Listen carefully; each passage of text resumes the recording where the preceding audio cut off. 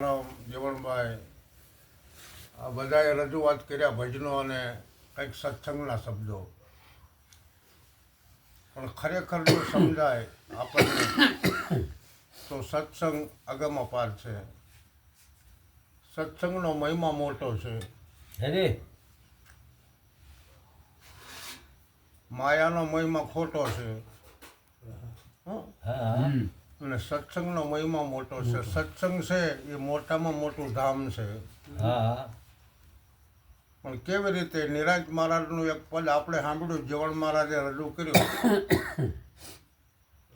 કે ખરેખર આપણને મળેલું નવખંડનું જે આ શરીર છે અને 7 દીપ છે, આમાં આ બધાને ખબર તો હશે પણ છતાં રજૂ કરું.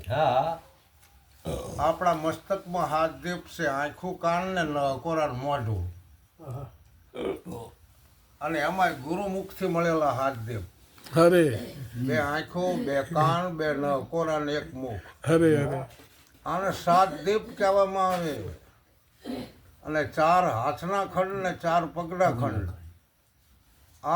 8 ને આ ગળાથી કેડ સુધીનો ભાગ 9મો ખંડ.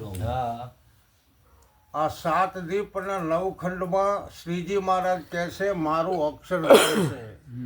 એ મારા પ્યારા સત્સંગી ભાઈઓ બહેનો, તમે અક્ષરધામમાં આવો. તો નિરાજ મહારાજ નક્કી કરીને કહે છે કે ભાઈ તમે કોણ છો?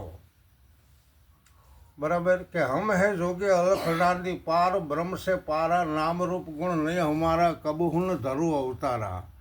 પણ પ્રથમ બે વાત કરી કે નામ નગર 9 ખંડમાં નિરાત નિર્ગુણ દેશ.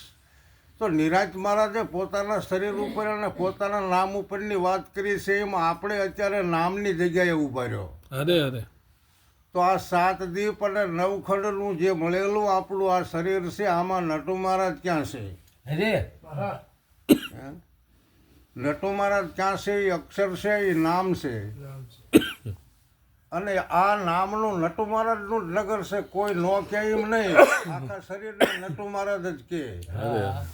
અમારે કડીમાં એક ભાઈએ વાત કરી હતી કે એક છોકરાને કીધું અને મરચું હાથમાં હતું. છોકરા, મરચું કેવું છે? કેવું લાગે એમ નહીં, આ મરચું કેવું છે? કે આ મરચું લીલું છે. ખોટું કે બે જાય ઉઠો. બીજા છોકરાને કે ઊભો થા, મરચું કેવું છે? કે લાલ છે. ખોટું કે બે જા. ત્રીજા છોકરાને કીધું કે આ મરચું કેવું છે? કે તીખું છે. કે ખોટું બે જા. ચોથા છોકરાને કીધું કે આ મરચું કેવું છે? કે મોળું છે. કે ખોટું બે જા. મોળું, તીખું, લીલું અને લાલ, આ બધા માસ્તરે ખોટા પાડ્યા. કાલ કે આનો જવાબ આપજો. પછી એક છોકરો માસ્ટર હતો, ઘરે વિશાળો થઈને બેસી ગયો. એના બાપાએ કીધું કે શું માસ્તરે આ કીધું છે તે આટલું બધું તું મૂંઝાણો છો? કે આવી રીતે માસ્તરે કીધું છે કે મરચું લાલ ખોટું, લીલું ખોટું, તીખું ખોટું, મોળું ખોટું. તો કે મરચું કેવું હોય? ભલામણ કે એમાં મૂંઝાવાનું હોય? પોતાના બાપાએ મરચું લઈને ખીચામાં નાખ્યું અને એમ પૂછશે તને કે મરચું કેવું હોય? કાયલો જોઈ લો ને.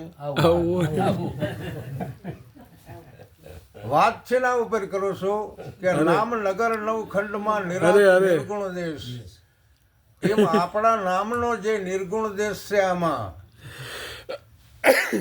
આ 7 દીપ અને 9 ખંડમાં 7 દીપ અને 9 ખંડ તો માયાનો દેશ છે. અને આમાં જે નામ મળ્યું છે એ નિર્ગુણ છે. કેવી રીતે ખબર છે કે આનું નામ શું? એટલે ભાઈ બધાને ખબર પડે ને. આ થાળી દેખાય છે બધાને. આ જ્ઞાની છો બધા, બરાબર, ગુરુમુખ છો ને બધા. તો ગુરુમુખને કહું છું કે તમને ગુરુએ દ્રષ્ટિ આપી હોય તો તમને થાળી દેખાય છે?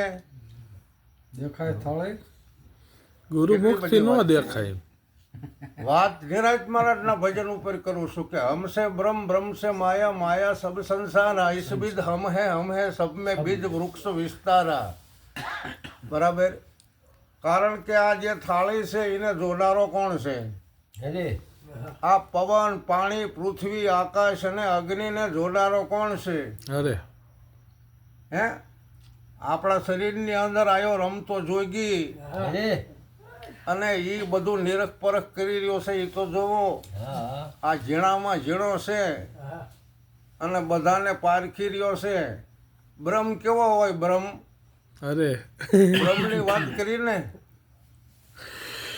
બ્રહ્મ શબ્દો ઘણા બધા બોલે છે. બરાબર. બ્રહ્મ ભર્યો ભરપૂર ભેદ ન પાયો, માયા મડની લાળમાં ભરમાયો, તારી કાયામાં કીર્તાર. આ કાયામાં કીર્તાર જે છે, કાયામાં આત્મા છે, એને બ્રહ્મ કહેવો કે બ્રહ્મથી જુદો છે? અરે તો નિરાજ મહારાજે કીધું છે કે હમથી બ્રહ્મ. તો નિરાજ મહારાજ કે હું બ્રહ્મ નથી, મારાથી બ્રહ્મ છે. જો કે બહુ લેવલની વાત છે, આપણે તો ભક્તિની લાઈનની વાતો કરવાની છે. પણ છતાંય નિરાજ મહારાજે કેવી કીધી વાત. દાખલા તરીકે તુરિયા અવસ્થા આપણી છે, માં જાગૃતિ, સપનું, સુસુમતી અને તુરિયા, આ ચારેય અવસ્થા માયાની જ કહેવાય.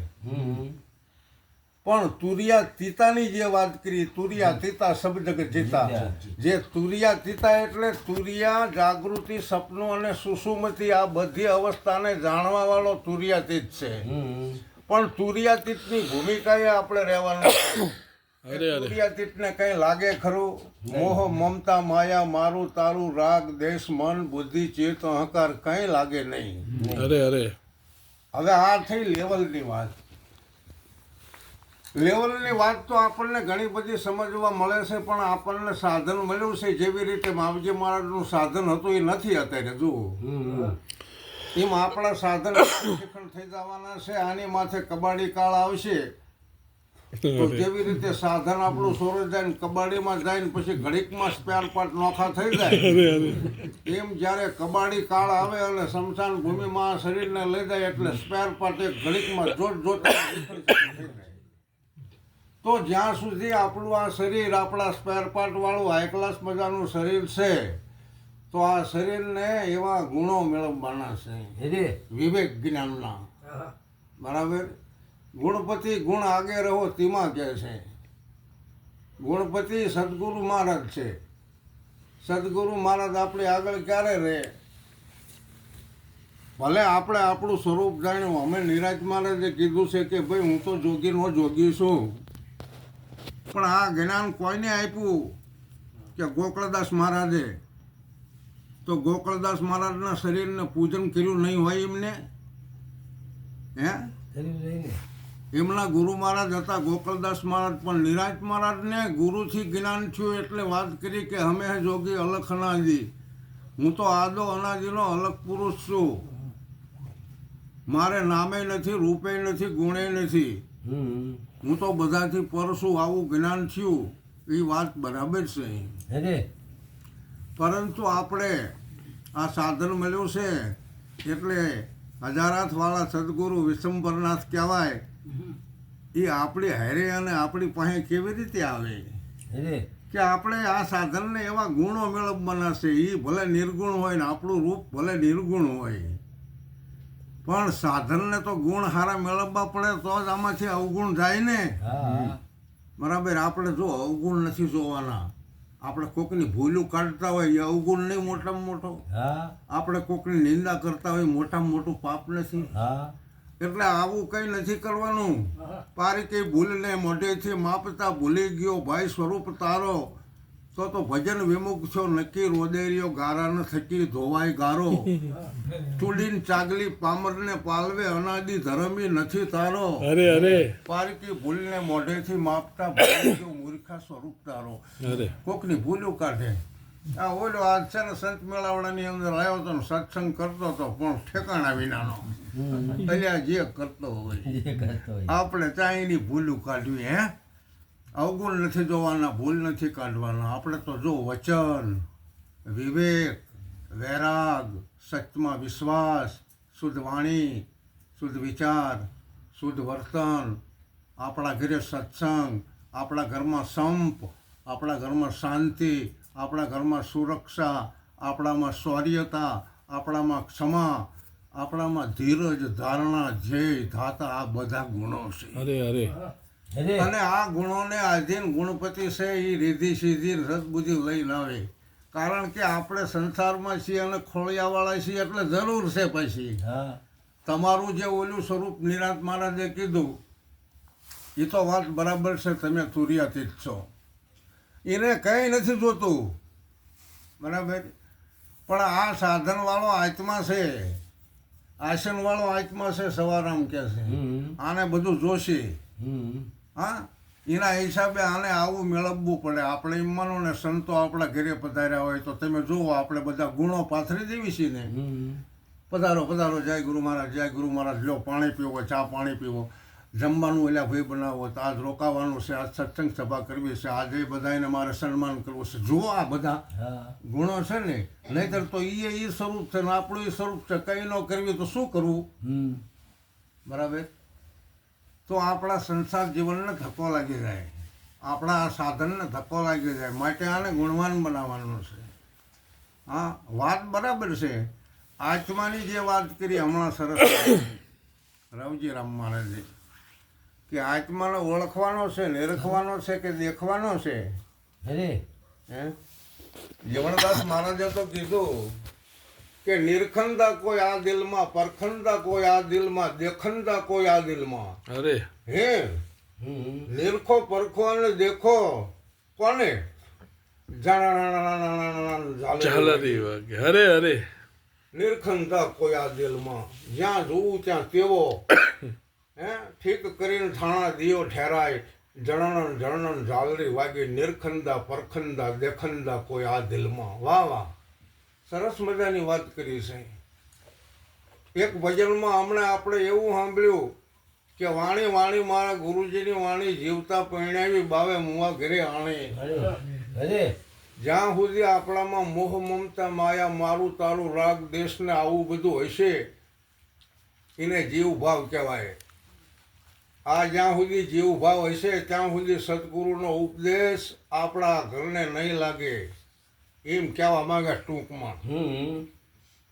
વાણી રે વાણી, ગુરુજીની વાણી એટલે ગુરુ મહારાજનો ઉપદેશ. આ જ્યાં સુધી જીવ દશા હોય ત્યાં સુધી ઉપદેશ આમાં આવે એટલે આ જીવ દશાને કાઢવાની છે. અને જ્યારે આ નિધારી દશા જ્યારે આમાં પ્રાપ્ત થાય, આત્મદશા પ્રાપ્ત થાય એટલે ઓલો ઉપદેશ રોમે રોમમાં, રોમે રોમમાં લાગી જાય. ઉપદેશ રોમે રોમમાં લાગી જાય, ગુરુ મહારાજની વાણી રોમે રોમમાં લાગી જાય. વાણી હરિગુરુ સંતની અમર લોક દેખાડે, બરાબર. તમે જુઓ સદગુરુની જે વાણી છે એ જીવ દશા મટી જાય ને જ્યારે આત્મ દશા પ્રાપ્ત થાય એટલે એને અમરલોકના દર્શન થાય. શું કામ ન થાય? હા, પછી કીધું કે ભાઈ ખીલો દૂધે તે વાત મુદ્દાની છે કે હંમેશા નામ જ દૂધતું હોય છે, સુરતાને વલોવણું કરવું પડે. હા, જળકેરી માછલીએ બગલાને ગળ્યું, સુરતા શબ્દની જ બધી કડીઓ આવે છે. પણ મેન મુદ્દો એવો છે કે જ્યાં સુધી જીવ હોય ત્યાં સુધી મેળ નહીં પડે. જીવ કોને કહેવાય? બરાબર, આપણને સમજાયો છે ને.